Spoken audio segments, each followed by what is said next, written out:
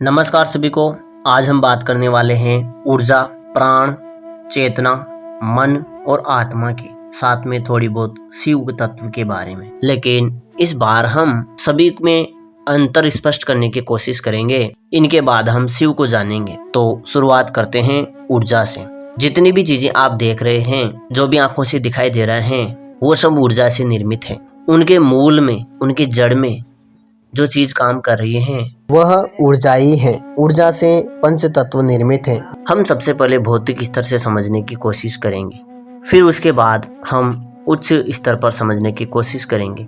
तो सबसे पहले तो हम भौतिक स्तर पर बात कर रहे हैं कि जो भी चीजें हमें दिखाई दे रही हैं वो सब ऊर्जा से बनी हुई है। यानी कि कॉफी, किताब, पेन या बड़े स्तर पर पेड़ पौधे, जीव जंतु सब ऊर्जा से ही निर्मित है। जो भौतिक स्वरूप है, जो स्थूल जगत है, वह पूरा स्थूल जगत ही ऊर्जा से निर्मित है। अगर वहां से ऊर्जा को हटा दिया जाए तो समस्त चीजें नष्ट हो जाएगी, कुछ भी नहीं बचेगा। तो ये तो थी ऊर्जा। अब हम बात करेंगे प्राण की। प्राण जीवंतता है, सजीवता है। जितनी भी चीजें आप सजीव देख रहे हैं, सबके भीतर प्राण है। प्राण जो व्यक्ति को जीवित रखती है, सजीव रखती है। और यहाँ पर हम थोड़ा से सांस को भी समझ लेते हैं, क्योंकि प्राण की बात चल रही है तो सांस को भी हम समझने की कोशिश करते हैं। प्राण तो है जीवंतता, सजीवता, और जो श्वास है वह जीवंतता का प्रतीक है, यानी कि पहचान है। श्वास चल रही है तो उससे हम पहचान कर सकते हैं कि व्यक्ति जीवित है, जबकि प्राण उस व्यक्ति को जीवित रखने का कार्य कर रहा है। श्वास से तो हम केवल व्यक्ति को पहचान पा रहे हैं कि ये जीवित है, लेकिन प्राण से वह व्यक्ति जीवित है। प्राण नहीं रहेगा तो श्वास भी नहीं चलेगी। श्वास को तो हम मशीनों से भी चला सकते हैं, लेकिन प्राण को हम अलग समझते हैं, अलग रखते हैं, क्योंकि प्राण और श्वास एक नहीं है। भले ही है तो एक सिक्के के दो पहलू, क्योंकि जहाँ प्राण है वहाँ श्वास होगा ही सही, लेकिन जहाँ श्वास है जरूरी नहीं है वहाँ प्राण हो। जो सजीव है उसकी मैं बात कर रहा हूँ। जीव जंतु, पेड़ पौधे, पशु पक्षी, यहाँ तक कि घास, सबके भीतर प्राण है। हालांकि उनके सबके भीतर प्राण है, लेकिन हम पहचान श्वास के माध्यम से कर रहे हैं कि इसके भीतर प्राण है। थोड़ा सा ऊपर उठते हैं तो हम चेतना के बारे में समझ लेते हैं। चेतना एक भौतिक स्तर पर जो जानकारी है, ज्ञान है, सीमित जानकारी है। एक प्रकार से समझा जाए तो हमें जो अभी वर्तमान में जितना ज्ञान है वह चेतना है। थोड़ा सा और ऊपर उठते हैं तो आता है मन। मन सजगता का प्रतीक है। जो कुछ भी हमारे मन में विचार चल रहा है वह भी मन ही है। मन व्यक्ति को सजग बनाता है, जागरूक बनाता है, जागरूक रखता है। यानी कि जो वर्तमान में जो विचार चल रहे हैं अभी और यहीं, वही मन है। और जो हमारे पास ज्ञान है, वर्तमान में जितना हमने अनुभव किया है और ज्ञान ग्रहण किया है, वो हमारी चेतना है। और जिससे हम जीवित हैं, जिससे हम सजीव हैं, वह प्राण है।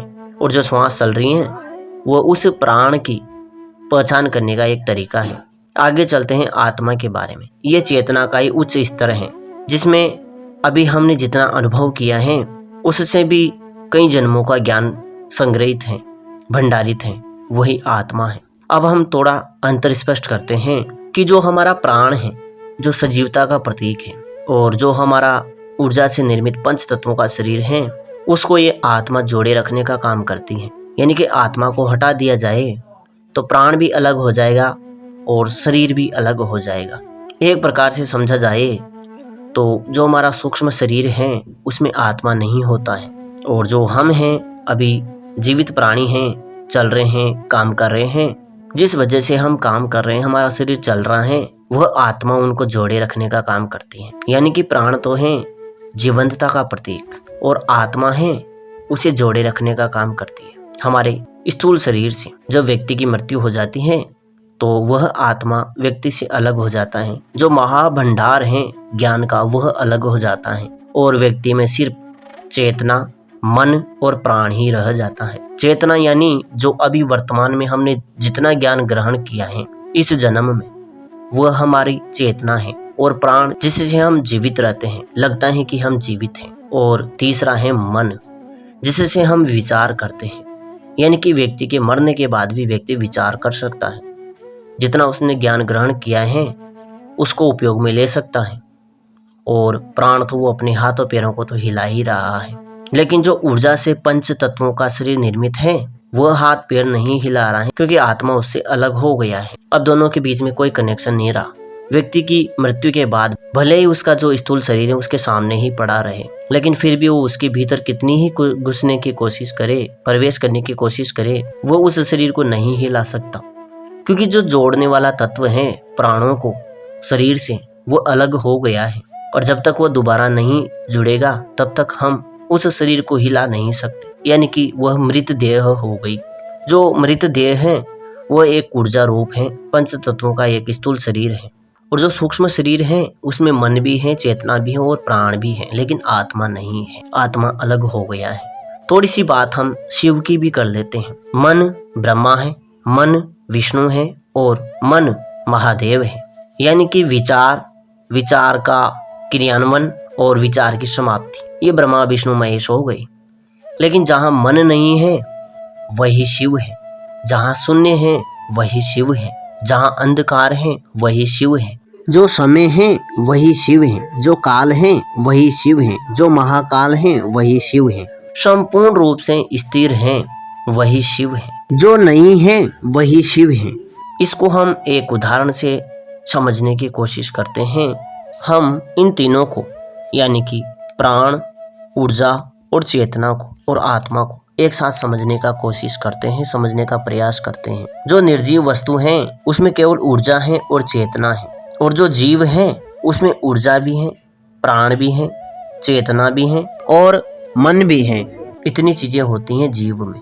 जबकि जो निर्जीव हैं उसमें मात्र ऊर्जा और चेतना है, और जो सजीव हैं, जो स्थूल जगत में दिखाई दे रहे हैं सजीव, उसके भीतर ऊर्जा भी है, प्राण भी है, चेतना भी है, मन भी है और आत्मा भी है, यानी कि सब कुछ है। ऊर्जा, प्राण, चेतना, मन, आत्मा। तब तो व्यक्ति सजीव है। व्यक्ति ही नहीं, जितने भी जीव जंतु हम देख रहे हैं सब सजीव हैं। निकल गई आत्मा तो वह जीव बन गया, और निकल गए प्राण और निकल गई आत्मा तो सिर्फ चेतना बच गई, तो वह निर्जीव है। यानी कि प्राण, ऊर्जा, चेतना, मन और आत्मा, इनके संयोजन से जो निर्मित होता है वह सजीव प्राणी है, और जिनसे आत्मा अलग हो गई वह जीव रह गया, और जिसमें से प्राण भी निकल गया, मन भी निकल गया और आत्मा भी निकल गया, तो फिर वह निर्जीव रह गई। यानी कि सजीव, जीव और निर्जीव, इस माध्यम से हम समझ सकते हैं तीनों को एक साथ। अब थोड़ा सा हम उच्च स्तर पर चलते हैं, ज्ञान के आधार पर चलते हैं। तो प्राण वर्तमान में भी है, भूतकाल में भी है और भविष्य काल में भी है। वो तीनों ही कालों में मौजूद हैं। अगर प्राणों से जुड़ दिया जाए, प्राणों से हम जुड़ जाए तो तीनों कालों को हम जान सकते हैं। और जब प्राण तीनों ही कालों में हैं तो फिर हम काल को क्यों नहीं जान पाते, त्रिकाल को क्यों नहीं जान पाते? उसका एक कारण है, क्योंकि प्राणों में चेतना नहीं होती है, यानी कि स्टोरेज क्षमता नहीं होती है। आपके पास कैमरा है, आपने ऑन किया, सब कुछ चल रहा है, लेकिन उसमें मेमोरी नहीं है, यानी कि स्टोरेज क्षमता नहीं है। तो आप भले ही उस कैमरे को ऑन करके आप सब कुछ देख रहे हो, लेकिन उसमें रिकॉर्ड आप कुछ भी नहीं कर सकते। यह है प्राण। और चेतना है कि आपने जो कुछ भी रिकॉर्ड किया है वह आपने भंडारित कर लिया है, यह चेतना है। और जिस चीज से आपका कैमरा निर्मित है वह ऊर्जा है, और जिस बैटरी से कैमरा चल रहा है वह उसका प्राण है। लेकिन बैटरी और कैमरे को जो जोड़ने का कार्य करती है वह आत्मा है। अब इन्हीं को हम प्रकृति के आधार पर समझने की कोशिश करते हैं, समझने का प्रयास करते हैं। जितने भी आप सजीव प्राणी देख रहे हैं उनके भीतर मन भी है, चेतना भी है, प्राण भी है और आत्मा भी है। भले ही वह फिर जानवर हो, पशु पक्षी हो, जीव जंतु हो, कुछ भी हो सजीव। और जितनी भी हम निर्जीव चीजें देख रहे हैं उनमें ऊर्जा भी है और चेतना भी है, क्योंकि जिस चीज से वह निर्मित है, जिस वजह से दिखाई दे रही है, उनके मूल आधार में मूल रूप से ऊर्जा वहां पर है। हालांकि हम उसमें प्राण भी डाल सकते हैं और उसे जीवंत बना सकते हैं, लेकिन उसमें आत्मा हम कभी भी नहीं डाल सकते। आत्मा निर्जीव वस्तु में कभी भी नहीं हो सकता है। अगर हो गया तो उसके साथ प्राण भी जुड़ते ही वो पत्थर भी चलने लग जाएगा। निर्जीव वस्तु में कभी मन भी नहीं होता है। सजीव वस्तुओं में मन, प्राण, चेतना, आत्मा सब होते हैं, ऊर्जा से तो वो निर्मित है ही सही।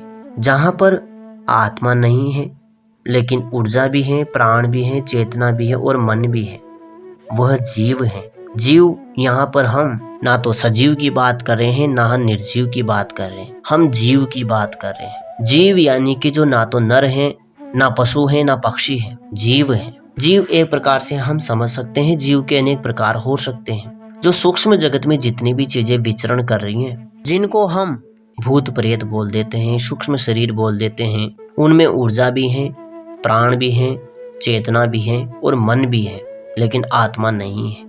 और इन्हीं के साथ जब आत्मा जुड़ जाती है तो व्यक्ति का स्थूल शरीर निर्मित हो जाता है, क्योंकि ऊर्जा से सारी चीजें निर्मित हैं।